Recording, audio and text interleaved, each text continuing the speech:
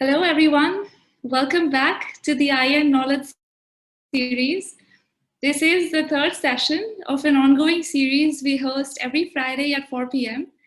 Today's session is special, a topic that most founders are eager to learn about. The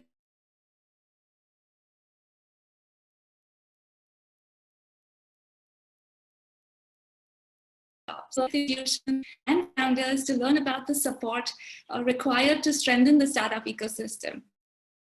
And by virtue, being the first angel network set up in India about 14 years ago, because there was no angel investing and certainly no angel groups at the time, to work closely with the government as this new class of investing was formed and shared insights on what was needed.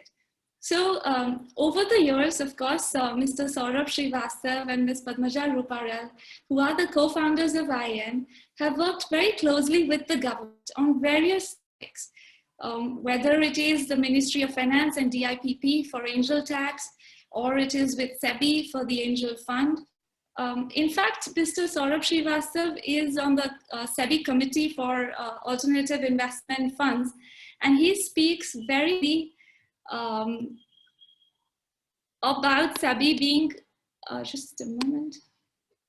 I'm sorry, I'm not sure what happened.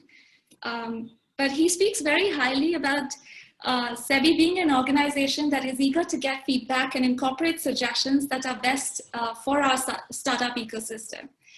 Even in COVID times, we were deeply involved in working with DIPP to suggest and recommend various measures that would help the startup industry. So the government surely wants to help, but it is our responsibility from the industry to explain to them if we want something and why it is, why is it that we want it, right? But of course, it is equally important for us to understand the government constraints and in what they can do, right? And of course, the government to understand what our needs are. So it's only when these two get matched is when change happens, right? So IN works very closely with Startup India too. It is a fantastic organization with great leadership, and we have been very impressed by their responsiveness. In fact, one of our companies, Noka Robotics, which took on the challenge of our Prime Minister's clarion call to help develop solutions for COVID. So from Solar Robotics, they went ahead and built a world-class ventilator for ICUs and succeeded in doing so in just 90 days, something which would otherwise take 3 years, right? And in that effort, a large part of it, and because it was primarily possible thanks to the Startup India team. So without further ado, let's just get started. Joining us today, we have Astha Grover, AVP and Head of Startup India, and Bharti Singla from Chakra Innovation, a founder who has worked very closely with various departments from the government. Astha heads the Startup India team at Invest India. Her team, Startup India Hub, serves as a single point of contact for the entire startup ecosystem and enables exchange of knowledge and provides access to market and funding. We also have, like I mentioned, Bharti Singla, the co-founder of and CEO of Chakra Innovation. To begin, what we'll do is we'll request Astha to take us through all the startup initiatives, following which Bharti, who is the founder, will share her experience of working with the government. So first of all, thank you, Astha, and thank you, Bharti, for joining us today. It is wonderful to have you here with us. Thank you so much. Astha, thank you for having us here. Yeah. So the founders are eager to learn about the initiatives that the government has launched for the startups and how can they benefit from them. So would be great if you could guide that. Thanks a lot. Sure. Thank you for the warm introduction, Kanchi. Hello to my co-panelist, Bharti. We've been working very closely for the past few years. Hello to everyone who has joined us for this session today. My objective today is to help you understand how the Startup India landscape, how the Startup India that was announced or launched by the Honorable Prime Minister back in 2016, one, has changed the landscape of the Indian ecosystem today. Second, if you are wanting to start up today or already have a startup, How do you get associated with this initiative, and what are the incentives or support that you can expect? And third, in the end, we'll also hear from Bharti on how she's availed some of these incentives that have helped her in her growth journey. And towards the end, we will open the floor for question and answers so that we could address your specific queries and concerns, if any. With that, let me just share my screen. I hope all of you are able to see my screen. I'll start with a quick introduction. Yeah, thank you. I'll start with the quick introduction. It was back in 2016 that the Honorable Prime Minister Shri Narendra Modi announced a special action plan for startups in India. It was a 21-point action plan that provided incentives to the ecosystem with the prime idea of three pillars. One, we wanted startups to focus on their core job of doing the business and ease the regulatory burden for them. Second, we understand that access for capital is key for any entrepreneur when he begins his journey, and a lot of incentives were worked upon around the second pillar. Third, we realized that a lot of organizations, a lot of support, a lot of industry, academia, corporates are working in silos and are working to promote startups. But if an entrepreneur has to reach out to these institutes, these networks, how does one do that? So with that objective, the action plan gave Invest India the mandate to set up the Startup India Hub that would be housed under Invest India, which is the National Investment Promotion Agency of India. We are a team that helps that helps execute this action plan by the Honorable Prime Minister, that addresses the concerns we receive on a daily basis from the entrepreneurs, and we try and resolve them at our end, and we work towards providing incentives basis the feedback that we receive from the ecosystem. Personally, I have been associated with the team right from 2016 when the initiative was launched, and how I have seen this ecosystem grow is that today we are the third largest startup ecosystem in the nation in terms of the number of startups. We are also the third largest ecosystem when it comes to the number of unicorns. And we are the largest ecosystem which adds the number of startups every day. How I've seen the ecosystem change is when in 2016, Delhi, Mumbai, Bangalore were the primary hubs from where startups were coming. Today, 45% of the startups that are recognized by the Ministry of Commerce are coming from Tier 2 and Tier 3 cities, which means that every entrepreneur, every college student today is not afraid to start up on its own.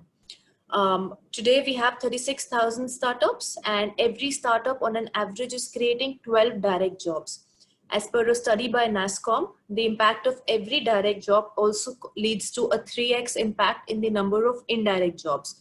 So the startup ecosystem is expected to be the net job creator as in any developing economy like in US, Israel, Europe.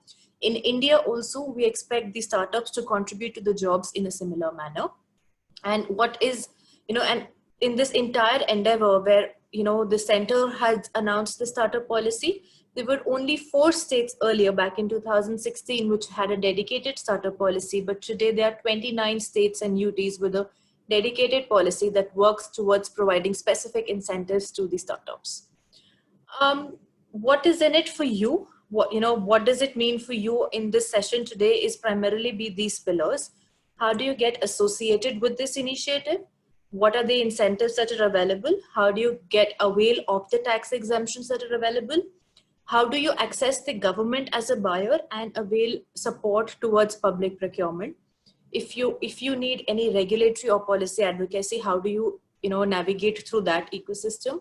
What are the incentives available for women entrepreneurship? If you're looking for connects with the corporate, or if you're looking to expand out of India, what kind of support you can expect from the Startup India team? Incubation support as well as academia support. So with that, let me just quickly jump to what actually is a startup and how do you define a startup. Now, when we started, the definition was a little tedious and it required special certificates to be given by an incubator to qualify you as a startup. But now, enabling ease of doing business, all those compliances have been done away with. And it is a very simple definition that we follow right now. A company should not more than be 10 years old. Its revenue should not exceed 100 crore in any given year, and it should be incorporated either as a private limited company, a limited liability partnership, or a registered partnership. We advise startups to form either a private limited or LLP for the fact that these two forms are also eligible for tax exemption, while registered partnership is not eligible for tax exemptions as per the Finance Act. And of course, as we all know that startups are something which are doing innovative in nature, which are disrupting the tech landscape, creating jobs or contributing to wealth. So that's a subjective criteria that is also as a part of this definition, which we judge and gauge by all the information that you put in your application form. How does one become associated with Startup India? Is you simply have to go to the website startupindia.gov.in, fill up the recognition form. It's a very simple recognition form made available online.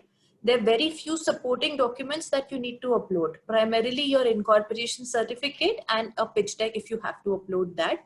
But we do encourage startups that you keep all the information ready and provide all the necessary details, which will help us better analyze your application and provide a quick response to it. Once you fill in the application and if all the details are complete, within 24 to 48 hours, you will receive your DPID number as well. Personally speaking, you do not need any external support to help you fill this information, because all this is ready and available with the founder and it can be easily done at your end. The third segment that is the key to this conversation today is that what is in it for startups? Why should you get associated with Startup India, and what sort of support you can expect? So I'm just comparing it also to before the era on on the challenges that were faced and what is it that is available to the ecosystem right now. Let's start with the government procurement. For a lot of social impact startups, we know that government is the key market buyer, and similarly for Chakar Innovation from Bharti, her team has also been catering to the government. A lot of startups who have government as the market, they in the tenders, what we usually saw was that they were favoring companies which are in business for a long period of time or which have a good market standing basis the turnover. We realized that because startups are new to the, are new in nature, they will take time to establish themselves.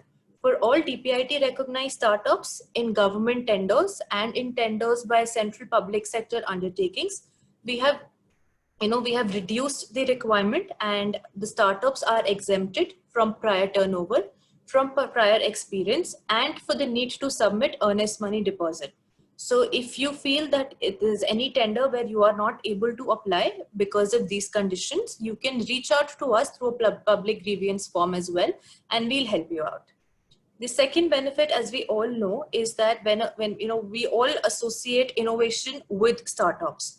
In fact, in 1960s, 60% of the Fortune 500 companies that existed back then do not even exist right now, and that's only because of the tech disruptions that are happening all around us, primarily driven by startups. With that, we realized that let's offer patent support to startups. The biggest incentive is that a startup goes through a fast-track examination route. Your application, if you're a DPIT recognized startup, will be put on a fast-track way, and on average, it's taking is 1 to 3 years. The fastest we've also done is in 81 days. And if you compare it to the companies at large, it usually takes 5 to 7 years to get a patent granted to you. The second incentive you can expect under patents is also there is an 80% rebate in the patent application fees. And the third incentive is that there are a panel of over 500 patent facilitators who are paid by the government to support you in your patent application. All the list of the facilitators are also available on the website, and we'll be also sharing it in the chat window link for your perusal. The third and the key incentive is tax exemption. A lot of times the startups want to, put back the profits in their business back to the business and not pay taxes to the government. So we realized that apart from offering funding, let's also help startups give it back to their business by providing them an income tax exemption. The income tax exemption is covered under Section 80 IC of the Income Tax Act, where any startup that is registered after April 1, 2016 and is DPIT recognized with the conditions I mentioned before is eligible to apply for tax exemption. The tax scrutiny is done by a separate interministerial board chaired by the Joint Secretary at DPIT to provide these incentives. The fourth incentive that is also available is self-certification on 6 environment and 3 labor laws. What does it mean? We we want the community to focus on the core job of doing the business and just simply self-certify that yes, I'm complying with this labor law, and there will be no labor inspection at your office space unless a specific complaint is raised. So this saves you time and the hassle of completing a lot of documentation. As I also mentioned, that a key need of the startup ecosystem is making access to capital. Now, when the initiative was launched, a $1.4 billion or a 10,000 crore fund of funds was launched by the government. A lot of you would want to know what has been the progress made so far. Out of the fund of funds, 4,000 crore has already been committed by SIDBI, which is the fund manager for the government of India. How this fund works is that you have to realize that we as government enablers, our job is to mobilize the fund capital available for startups. We are not fund managers to invest this money directly. So SIDBI comes in as a fund manager for us, and SIDBI gives this money to venture capital funds. So for example, Indian Angel Network Fund has also received funding from this fund of funds provided by government to SIDBI to it be invested in startups. Now, the beauty of a fund of fund is that the contribution which the government is making is only up to 20 or 25% of the total corpus of a fund. So let's say if I am a fund IN today and I'm raising 100 crore of corpus, I get 20 crores for SIDBI, 80% I have to get from external LPs. Knowing that government has also invested in my pool, it is easier for me to attract other money as well.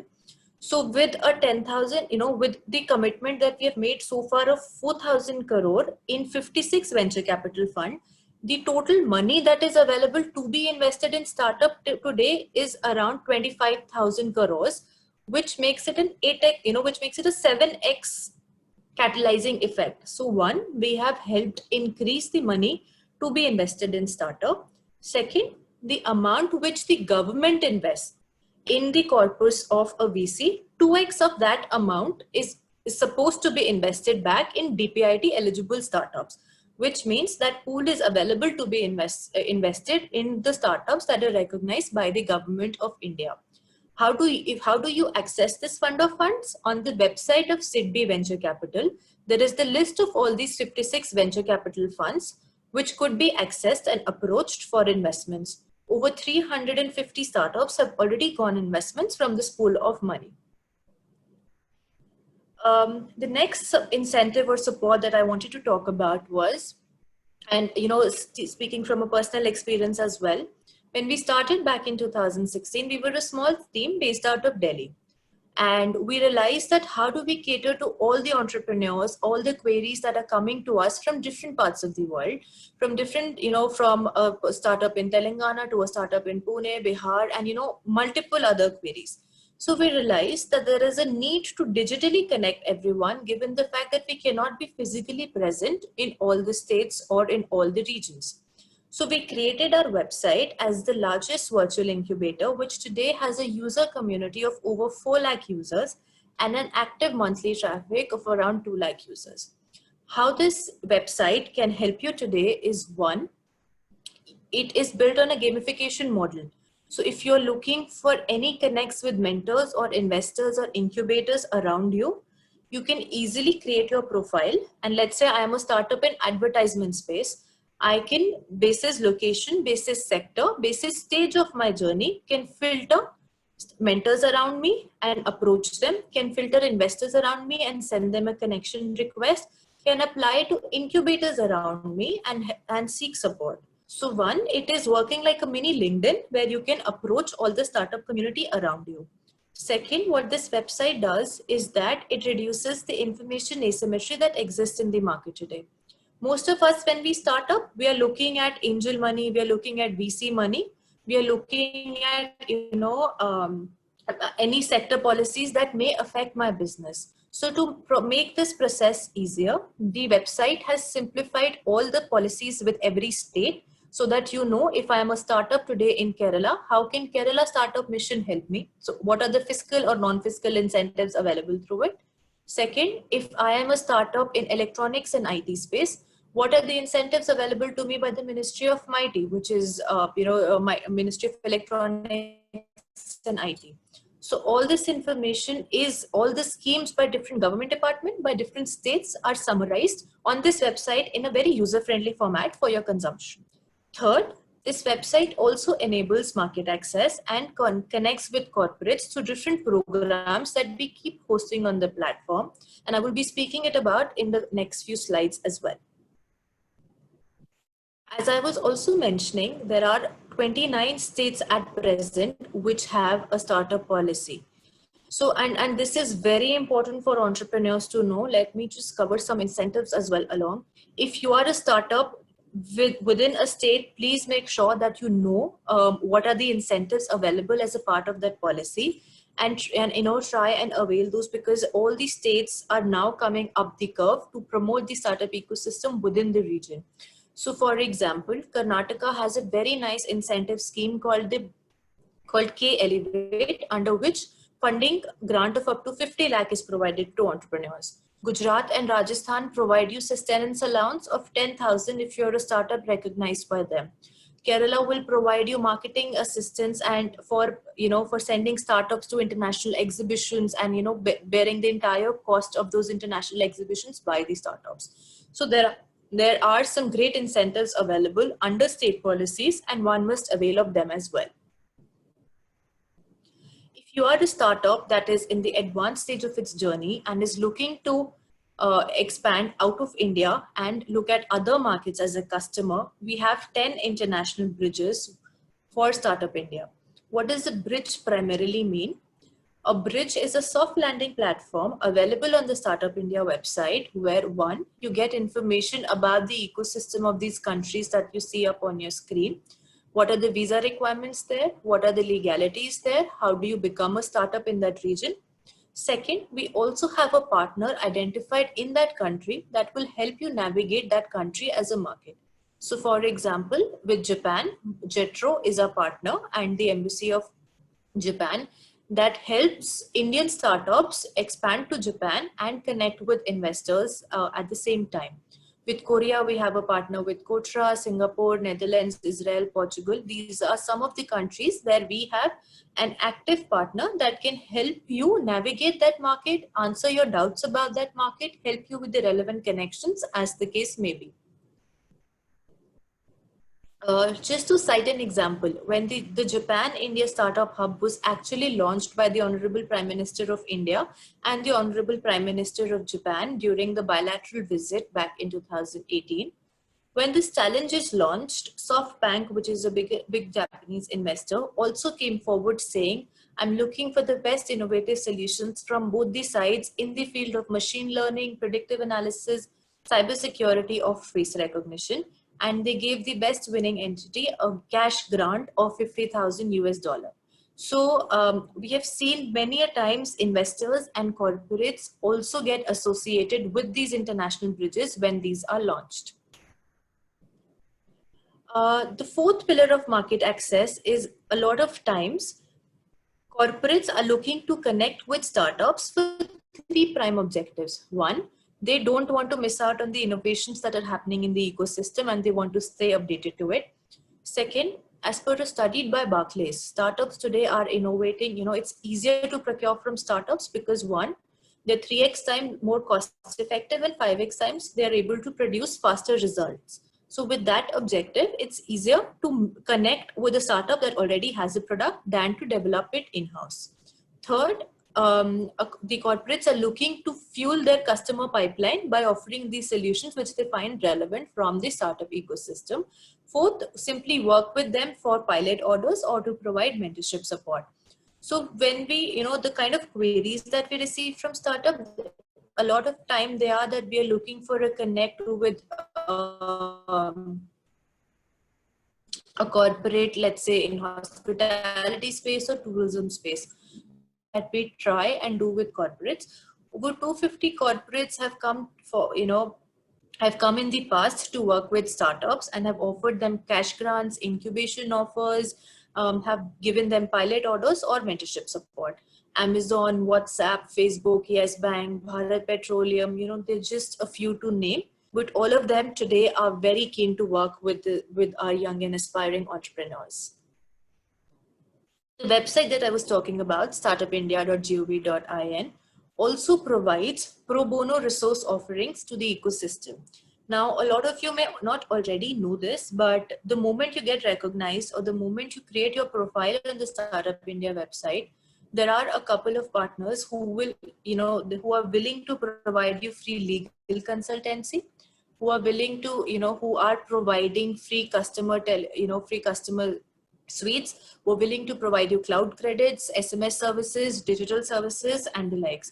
So there are a host of benefits available for you free of cost, which could be availed by simply being a part of this entire community of startups and entrepreneurs. The next is, I wanted to touch base on how governments today are engaging with startups. These are some of the key examples of ministries which we have worked with in the past, who are keen to work with, who are keen to find innovations from the ecosystem. So to give you a very interesting example, CRPF came to us saying that, we are looking for solutions where soldiers need instant blood clot solution, so that when they go out there, they don't have to wait for a first aid kit or a doctor, but they can just apply a solution that would help control the blood instantly. They also gave us a problem statement where they were looking for shoes with specific spikes that could be used in rough terrains. So, we get such interesting solutions and problem statements from different ministries where they are looking to procure solutions from this ecosystem at large. And all these programs and challenges are hosted through our website in a very fair and transparent manner, looking to reach out to the community.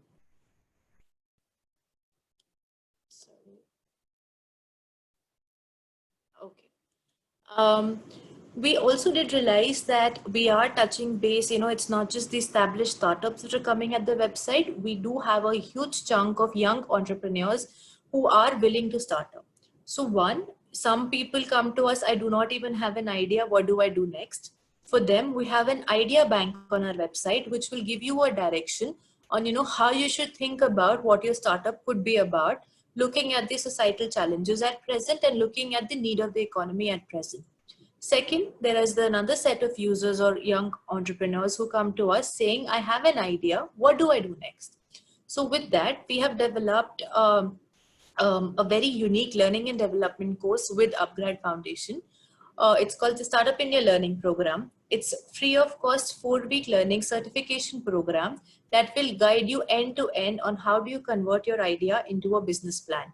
So it will talk about what form of structure you should be looking at, how should you do a market survey, how should you assess if your idea will be feasible or not, how do you build a legal foundation, what are the financial aspects that you should take care of.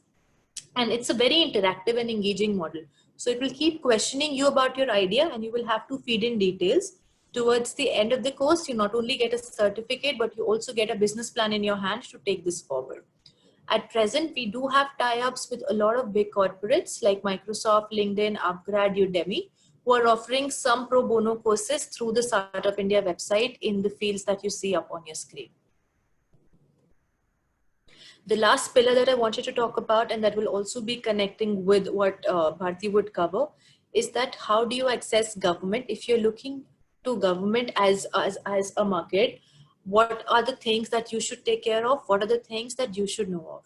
So while I've already covered about the fact that DPIIT recognized startups are exempted from prior experience and turnover and the requirement to submit an earnest money deposit in the tenders, what you should also be aware of that this is a requirement as a part of the general financial rule, the JFR rules that every government department is supposed to follow. So in case you have any problem in this, in case any central government department or CPSU is not helping you get these exemptions, you can write to us. You can fill up the public grievance form on our website and we will resolve this for you. What you should also know is that a lot of government departments today are procuring from the government e-marketplace. The government e-marketplace has a special dedicated section to highlight innovations by startups. So there's a GEM startup runway that we have enabled with this platform. What the GEM startup runway does is, apart from providing you the relaxations that I just mentioned, it also gives you visibility among all the government departments, and it gives and it provides a special platform to list all the innovative products. If you feel that your category is not at present there under GEM, we will help you create that category so that your product gets registered there. And so far, you would be surprised to know that startups have got orders worth 25,000 crore, and 5,000 startups are already selling through GEM. So it's a great platform. If you are a startup which product is ready, we can help you register on GEM to enable a new market altogether. You should also be aware of Central Public Procurement Portal, which is CPPP. Over 2 lakh government tenders are hosted on this platform every year.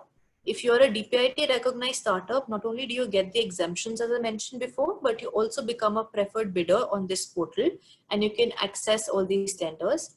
There's another procurement platform that you should know on, etenders.gov.in.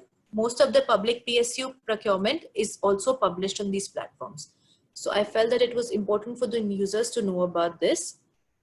In a summary, in a nutshell, what I wanted to leave this thought with you was, what our team does or what our team can provide you the support is, one, market access, where you can look at connections with the corporates, building into the pipeline of corporates, or getting mentorship or cash grant support. You can look at government programs that are hosted on the platform.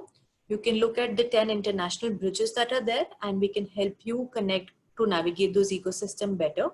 You can get a summary of all the state and central government policies for the sector or the state. You can apply for the recognition support available under the website. And in a very case-to-case basis, we assign a dedicated team member from our team as a SPOC to your startup case, where we help any policy advocacy that you need, where you need any support with connects with ecosystem player, where we feel we are feasible to make those connects. And sometimes it's also about promoting new sector policies. So for example, we've worked with e-pharmacy sector to come up with an e-pharmacy policy, with the fintech sector, with the electronic vehicle sector to come up with the FAME policy. So this was the summary of all the resources that I wanted to keep at you. And in the end, you can just assume Startup India to be in the center of all the stakeholders of the ecosystem to help and facilitate this. These are the ways on how you can connect with us. Thank you, Asta. That was very comprehensive, simple to understand, and extremely helpful. Let's go ahead and learn from Bharti now. Bharti Singla, the co-founder and CEO at Chakra Innovation, a company which has developed a novel technology to reduce emissions from diesel generators and is converting it into pigments for inks and paints.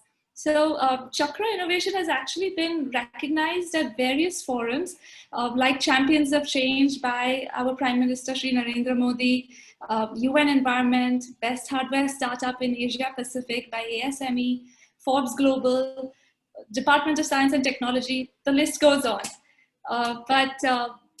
We would love to invite Bharti now to come and share her insights. Bharti, as a founder, you surely, have experienced leveraging, and making the most out of the benefits that the government is offering and all the initiatives that they have launched, whether it is capital or offering your products to various departments in the government, or even, going ahead and co-creating a product with them. So please share your experience and journeys and any suggestions that you may have for founders listening to you today. Thank you so much, Kanchi, and thank you for having us here to share our experience. I think while Astha has covered the breadth of topics and support that is available, I will probably share some of the things where we have experienced it firsthand and what has really helped us reach so far in our journey. And I think that is going to help us further ahead as well. So broadly, for startups, if I say, when we look at governments, and when we look at the kind of support that we would need from the government, three key topics come to our mind, right? First one is obviously ease of doing business, and that's very important, and that's something where we felt, and we've also heard it from a lot of our mentors and investors, that there has been a sea change, and especially with the advent of Startup India coming in. The second pillar is the investment, right? And that could be on both fronts, direct investments or through VCs or through PSUs, and a lot of the schemes that exist by the government. And the third and the most important pillar is, I think, looking at the government as the customer, or government and government related entities as the customer. And these are the three things that we would like to talk about and share our experience on.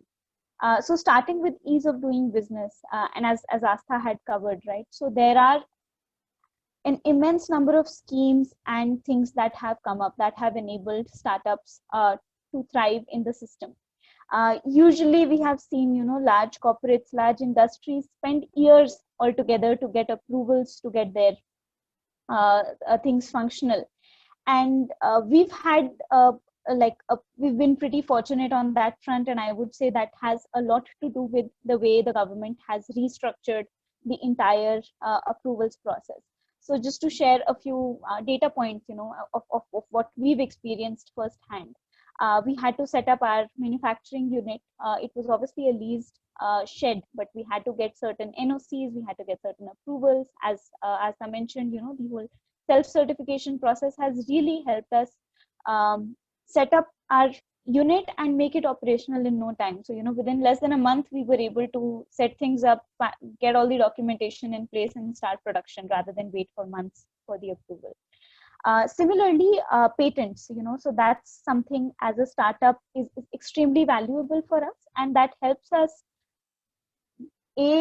justify to the customer why, we are, for example, a lot of times we're the only player that is available for that particular requirement.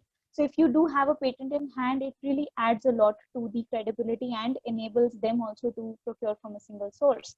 And that's something that has been expedited beautifully through the fast track examination route. So we were able to get our patent fast tracked and granted within, in a total of 2 years of filing the detailed patent. So that has been extremely, helpful for us. And that was something actually we learned a little bit later in our journey. So our first patent, we filed without the first, the fast track examination route. And, we learned that through the journey, and that's something that all startups should be aware of, because it's extremely helpful. I think the whole, while there are pros and cons of GST, but I think the whole GST regime has really helped straighten out all the hassles that people faced in the pre-GST era. And we've seen both since we started in 2016. We've tried to be there while there was VAT, and it was extremely painful. And I think GST has really enabled, at least for startups where we cannot afford keeping huge number of CAs or a very large accounts team. So that has really helped ease things out for us.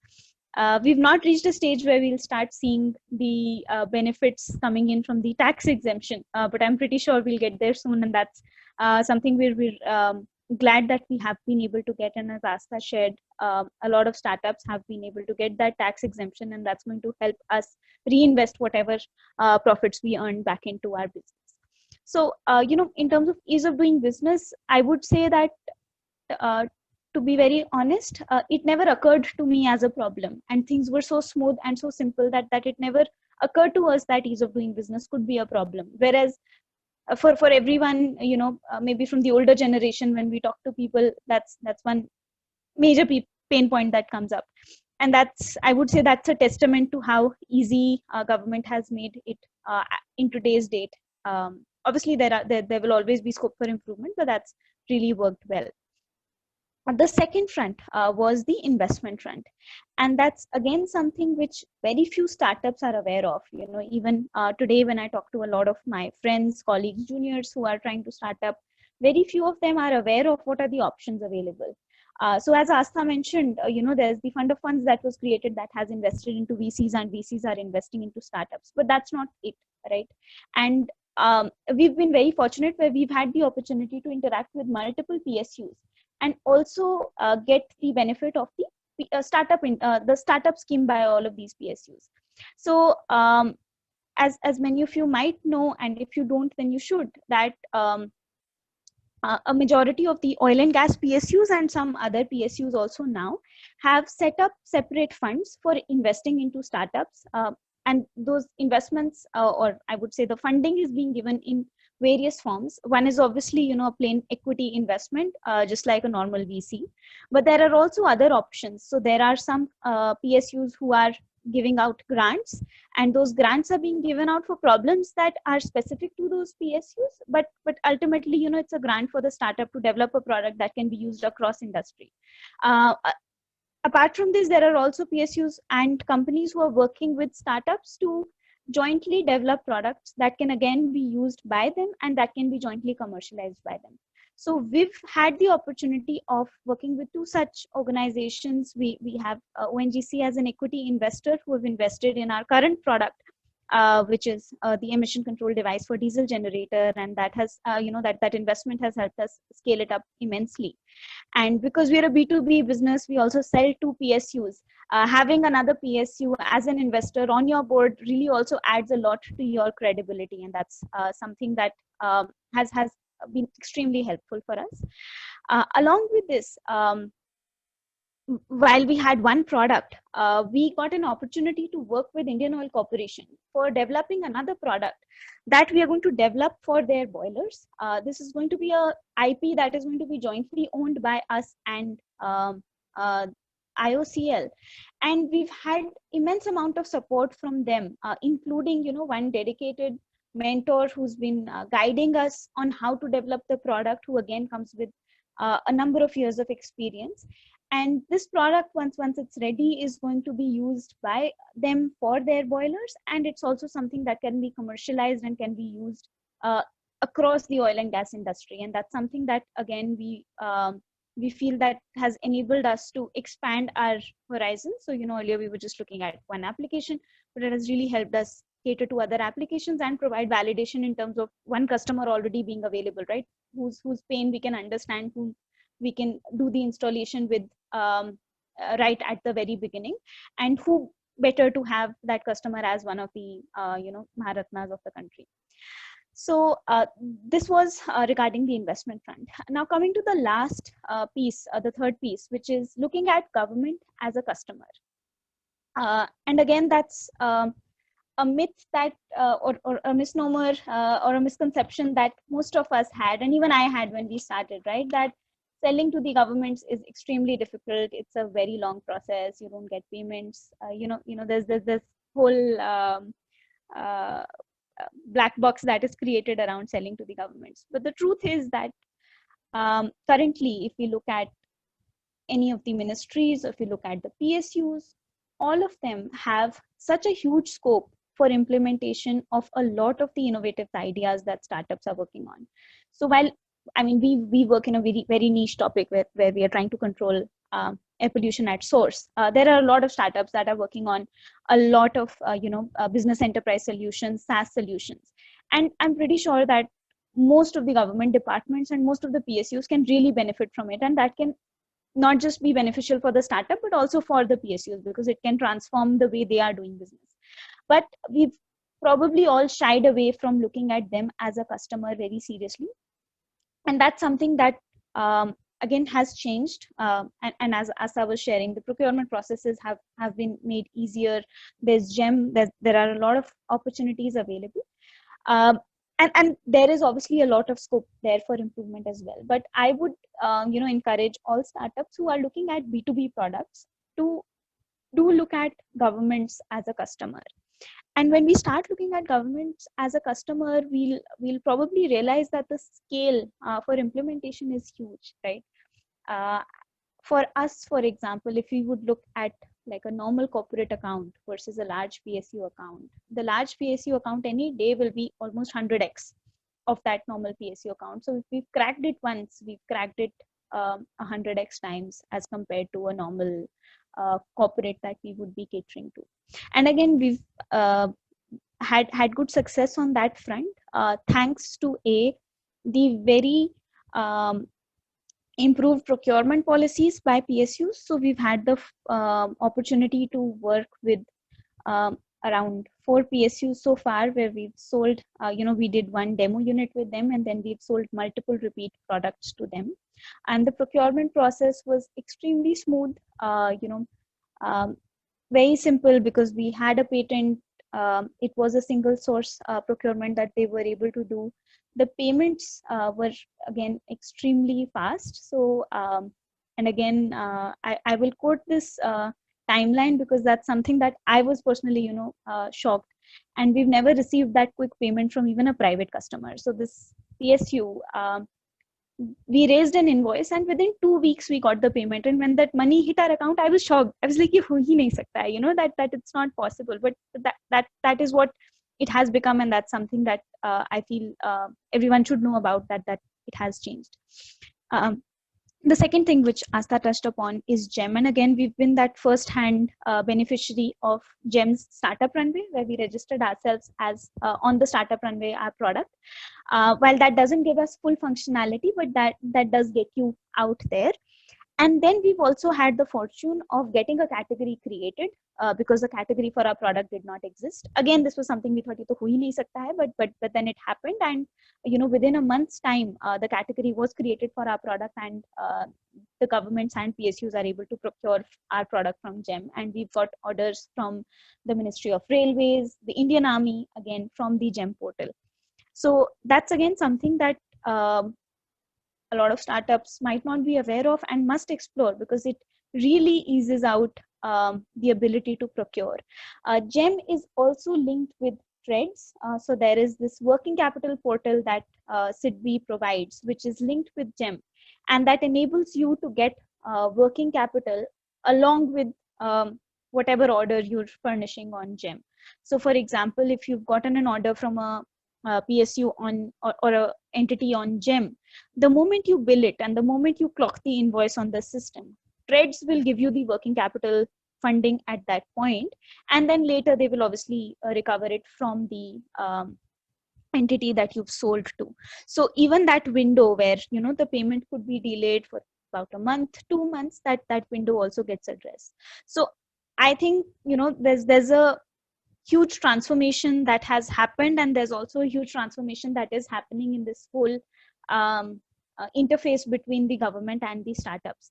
And that is something that all the startups should start looking at leveraging, because it could really make that difference between just like a 2x 3x growth versus 100x growth, if we can learn to leverage the opportunities that our government is giving us.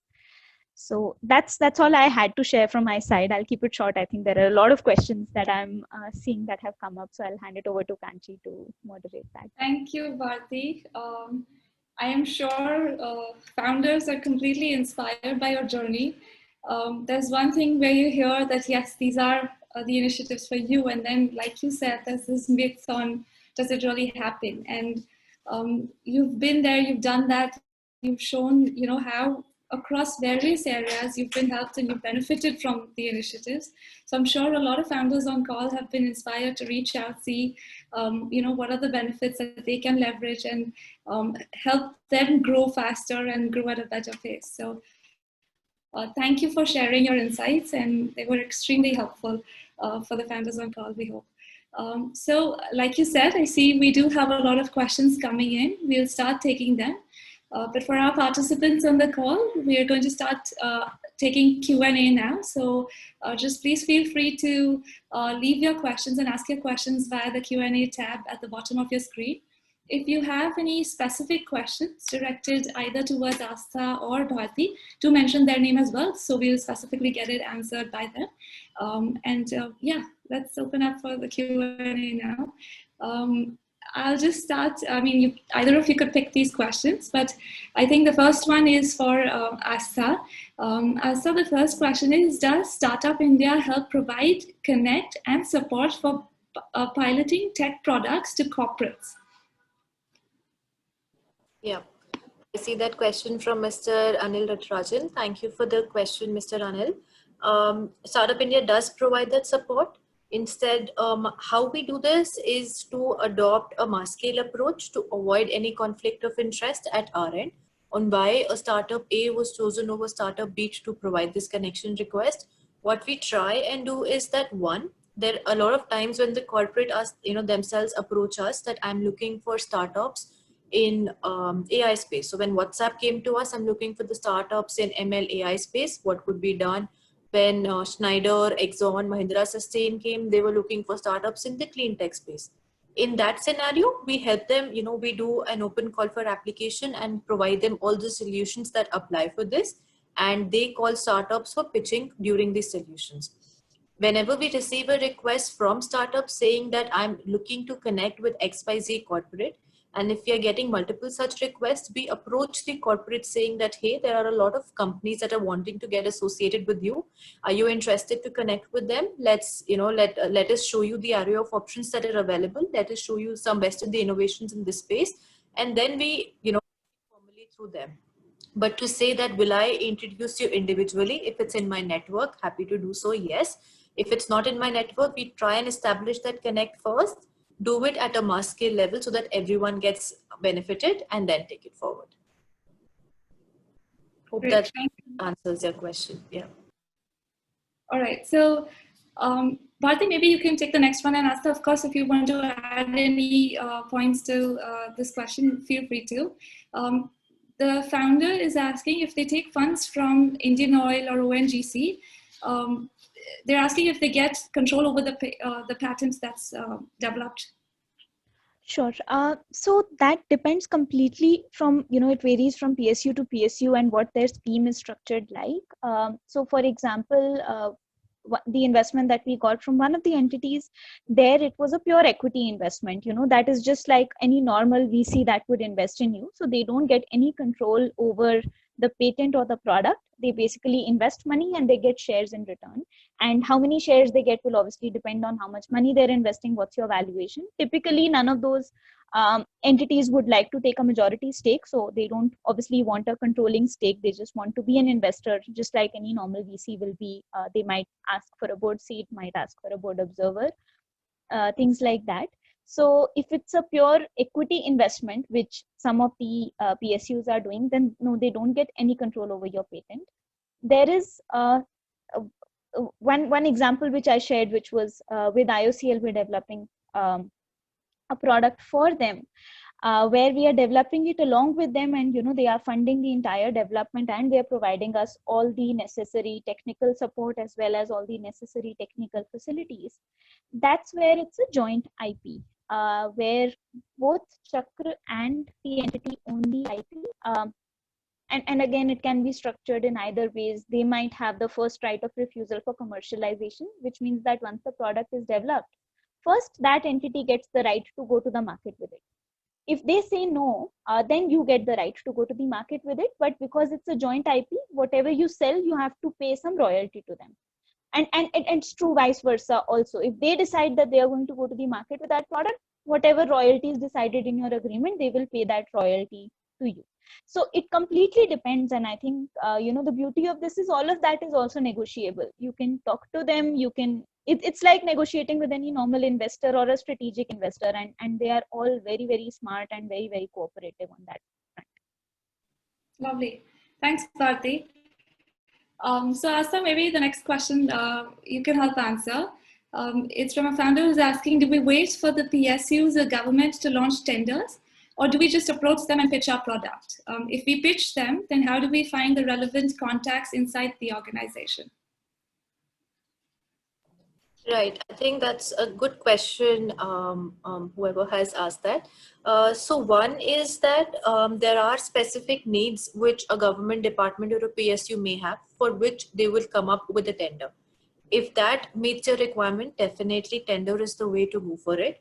However, if you feel that your requirements or the product that you are creating is not fitting into that tender bucket or to any of the tenders that are coming forward, and you feel that it's innovative enough that you have to showcase it to the department. One, every government website has a who's who section, and it is also sometimes segregated as per the department. So you will find which person, if it's an oil and gas sector, who's looking at the production bit, who's looking at exploration, who's looking at downstream, upstream operations. So those kind of details are there. Sometimes it is also encouraged that you look at the LinkedIn to see which is the right person to within that organization to approach to, but their email IDs are always available on the website. So once you find that right connect for the department that you're working with you, it is definitely a good idea to reach to them directly. What we as a government is also trying to do is we are trying to organize buyer-seller meets with different PSUs and departments so that we are able to showcase innovations which may never come up in a tender format as such. Because we do understand that startups are creating unique products or are approaching a problem through a different solution which may never fit particular specifications. So this is in a pipeline for sure, where we want to highlight innovations to different government departments as well as PSUs. Great. Thank you. Bharti, there's one question that's come in for you. They're asking, in terms of funding, what was your most frustrating moment in this journey and how did you overcome it? And what is your guidance to other startups that are listening? Sure. So I don't think I can pick one frustrating moment. There have been many through the journey, and it's been a roller coaster. So it's not one frustrating moment that I would say. But I think I mean maybe I'll try and summarize the learnings. Yeah. So in terms of the learnings, I think one of the most important things that we've learned in our journey and we still continue to learn is that it's extremely important to ensure that you have factored in enough buffer and enough timeline between when you start raising funds versus when you run out of money or whatever expenses you've planned, because it will always take longer than you expected, and there will always be hiccups. So while everything else will be sorted from your end, from the investors end, but there will be compliance, there will be tons of challenges that will come up that which could lead to a delay. So one, it's extremely important to plan for that unexpected delay and start fundraising a little earlier. I think the second most important learning we've had is that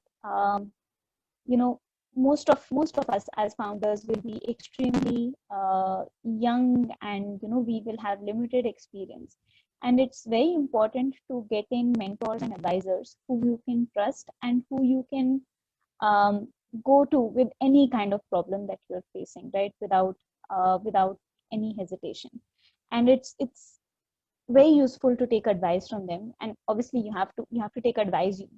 No one is going to help you decide what you need to do for your startup, but it's important to hear that perspective from people who've done this or done similar things, and that can help you avoid a lot of mistakes that you would have made otherwise. So it's very important to find those mentors or guides who can help you, and that's applicable across business.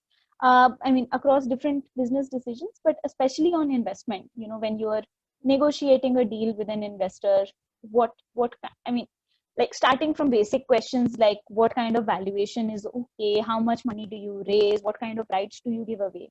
All of these things are something that you will be doing for the first time if it's your first startup, and those are things that we've because you've never negotiated those things in your life before, you will never know what is okay, what is acceptable, what's not. And hence it's important to get those mentors and guides who can advise you, because you might hire a lawyer, you might hire a CA, but they will not know what is right for the business. And hence that's one of the most important things that we've learned in our journey. Thank you, Bharti. Asa, there's one question for you in terms of how is valuation calculated at Startup India? Because they're asking if the fund provided by SIDBI or the government is in the form of equity or otherwise. So if you could shed some light on that. Yeah. So Startup India does not do the valuation themselves, right? Like I mentioned before, we aren't the fund managers. Our job is primarily to make available a pool of capital available for startups. SIDBI again does not do this valuation. The valuation is done by the venture capital that you would be approaching under this fund of funds. There are 52 VCs. The best way to figure out which is the right venture capital for you out of this list of fund of fund is to see the investment thesis of this fund and to see the sectors in which these funds have invested. And to get more clarity, you can see the portfolio of these investors to know what kind of investments or sectors they preferred in the past. So there are some sectors, there are some investors which are invested in women-led startups. There are some investors which are investing in social impact startups. There are some tech-specific investors. And, what we try and do is that we try and cover all these sectors so that it is not limited to a few tech sectors per se. The valuation is how the fund works is on a free market operation. The VC, the discussion of investment is between the venture capital, the AIF, and the startup themselves once they connect with each other. So we are not involved in the valuation process. Okay, thank you. So another question is on whether a woman-led startup gets priority with SIDBI, Startup India Loan for Women, and how do they benefit out of the DIPP certificate? Okay. So one is that the Startup India recognition is sector and gender specific, gender agnostic. So it is available to all. If you look at the statistics, out of the 36,000 startups that are there, at least 45% have reported that they have one women director and 5% are completely founded by women founders. So that's very interesting and encouraging for us as well to know. While Startup India at present does not have any loan scheme, but when Startup India was started, there was also a scheme that was launched, which was called Stand Up India. It is a completely different scheme under the ambit of a different ministry. So Stand Up India does provide loan to women entrepreneurs as well. And that is one area that you should be looking at. What we have done within the DPIT certification or within Startup India is that for any program or any competition or any challenge which DPIT does, 1/3, it's open, of course, for DPIT recognized startups. Second, we want to increase the share of the women entrepreneurs in the nation to about at least 1/3. So all our beneficiaries, at least 1/3 are kept for women entrepreneurs.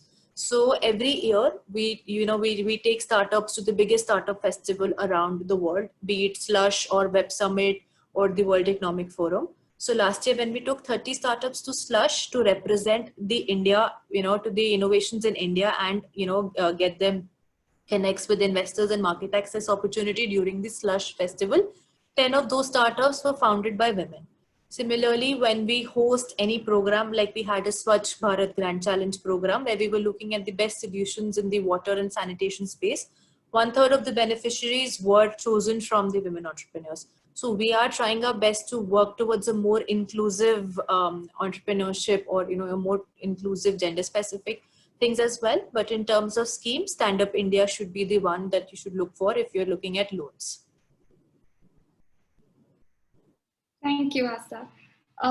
Bharti, there was a question for you in which a founder would like to know which sector you're working in and a little bit more about your venture. So if you could shed some light on that. Sure. So we work in the clean tech space. Basically, our vision behind starting Chakra was that we wanted to use our engineering skills to develop something that can help control pollution. The first product that we started with, or the first problem that we decided to solve, was that of air pollution from diesel generators. So we've made a technology that captures the particulate matter, the PM and carbon monoxide and hydrocarbon that comes out from the diesel generator exhaust. And that's something that we've been commercializing for the last 2 years. Apart from this, recently, due to the COVID-19 pandemic, we decided that we could utilize our capabilities and capacity for something more because everything else was locked down. So we also built a decontamination device for reuse of N95 masks. So using the technology that we built, the N95 masks can be reused for up to 10 times. And that's the only technology in India that has been tested by ICMR, National Institute of Virology, for complete decontamination of the SARS-CoV-2 virus. So, like, that's basically our thesis. We're just a bunch of engineers who are trying to develop solutions that can help solve the problem of pollution and at the same time get shareholder return. Thank you, Bharti. Asta, there's one for you where the founder is asking, how can my startup be added to the startup runway? Startup is already registered on GEM. And two, the other question is, as an OEM, is a vendor certification or assessment necessary in the startup runway program? Yeah, so to answer the first question, all DPIT recognized startups will be a part of the GEM startup runway. It's currently undergoing a revamp in terms of design, but it should be up. I think it was recently launched also by Piyush Goyal, but I'll just verify. But all DPIT recognized startups will find a way for itself under GEM startup runway. The vendor assessment is very essential for the fact that one, it adds a little more credibility to the offer or the service offering or the product that you have provided on the network. It gives a comfort to the buyers that yes, they have gone through a due diligence or a quality check process. Third, the buyers get comfort for the fact that an independent agency has also evaluated them. So it is an essential process. For startups, the requirement of trademark, the earlier GEM had also the requirement that trademark necessarily had to be procured before applying for GEM. That we have relaxed for now, but vendor assessment is critical and will continue to remain so. Okay, thank you. All right, so quite a few questions coming through. Okay, so there's a founder who has created a tech and awareness integrated platform in the solid waste management segment for door-to-door waste collection services from both government and private vendors. They have a company registered in Rajasthan. They're registered with Startup India, and they want to add value to the municipal solid waste management. So the question is, what should they do to get funds under some of the government schemes? And two, if they want to pilot, how do they go ahead and get them piloted? They want to know what the next step should be. So I think while I'll just touch on brief, but if I think Bharti can also add here because maybe it's the sector maybe she'll resonate more with. But under the Office of Principal Scientific Advisor, which is chaired by Vijay Raghavan, Waste to Wealth is a key mission of the for India right now. In fact, there are 11 key missions that are formed under the Office of PSA for this. Waste to Wealth is the first mission to scale up, and in fact, recently there was also an RFP where they were trying to find innovators and startups who could look at the the waste dump that we have in Delhi near the East Delhi area, that big dump, I'm forgetting the name of that place, but they were actually looking for active solutions to clear the landfills over there. So Gaurav, I think that question is from you. I saw it in the chat window. Definitely, I'll leave an email ID. I will connect you to the Waste and Wealth team that is also housed in your Invest India right now. And let's see how we can take it forward from there. Fantastic. If you would want to add something.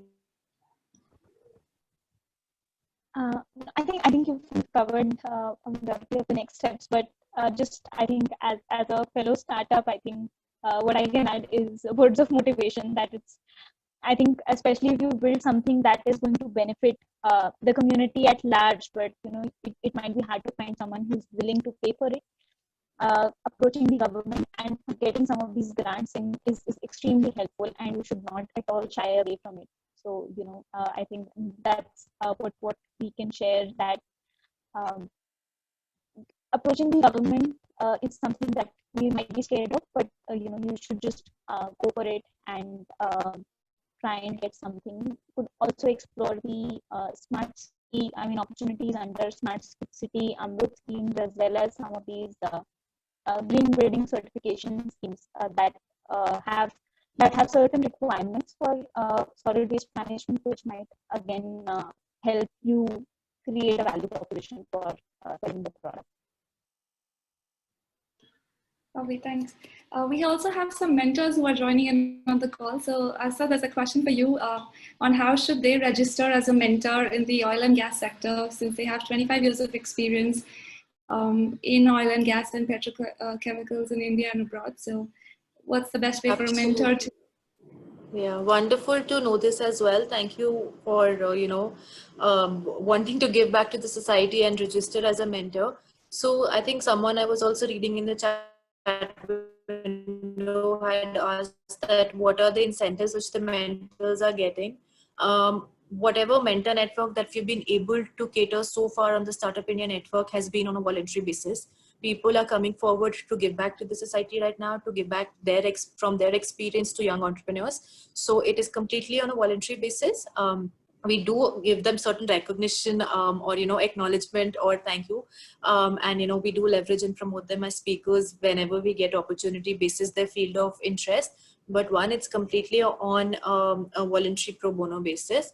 Second, the registration is that on the website, when you go to register, it will ask you what category you want to make the registration in. So are you an incubator? Are you a startup? Are you an entrepreneur? Are you an accelerator, corporate, mentor?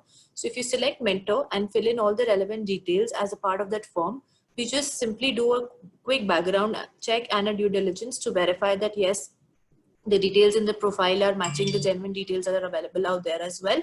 And then we help you on board. So it's a fairly simple process, and happy to have you on board soon. Thank you, Asa. I think that's, we are running out of time. We have a lot more questions, but what we can do is, we can take them offline and we can surely get each one of them answered. So, since we've run out of time, I would have loved to take each one of them. But please feel free to send in your questions to us, and we'll get them answered to you offline for sure. I'm leaving my email ID in the chat box, and if you all have any questions for either the IAN team or the speakers, just write to me and then I'll connect you based on the questions that you have. So I've put my email in the chat box. That brings us to the close of the session. I have also added the link that Asa shared with us, the Startup India Kit link. I'm resharing it again in case you all missed it the earlier. So you all should have received the Startup India Kit link as well in the comments. And yes, I think that brings us to the close of this session. I cannot thank you enough, Asa and Bharti, for sharing your insights. I'm getting very, very positive feedback via chat right now in terms of the session. Others have really benefited from it. And thank you so much for sharing your insights. It's surely going to inspire them in terms of, or guide them in terms of what are the next steps and how should they go about offering their solution to the government or benefiting in terms of capital or mentorship that they need from them. So we have, to all our participants on the call today, if you do have other questions on other topics as well, we have an entire series lined up. As you may know, this is just the third of a long series that's planned. So we host this every Friday at 4 o'clock. Our next session is actually on starting up. So what are the licenses, what are the registrations and compliances that are required as you begin your venture? So please feel free to register for that. We will be putting the registration link for that as well. It's next Friday, which is September 25th. Feel free to register for that session, and we look forward to hosting you throughout the series. Thank you, Asa. Thank you, Bharti, and thank you to everyone who joined us on the call today. Have a wonderful Thank you so much. Thank you, everyone. Thank you. Thank you. Bye.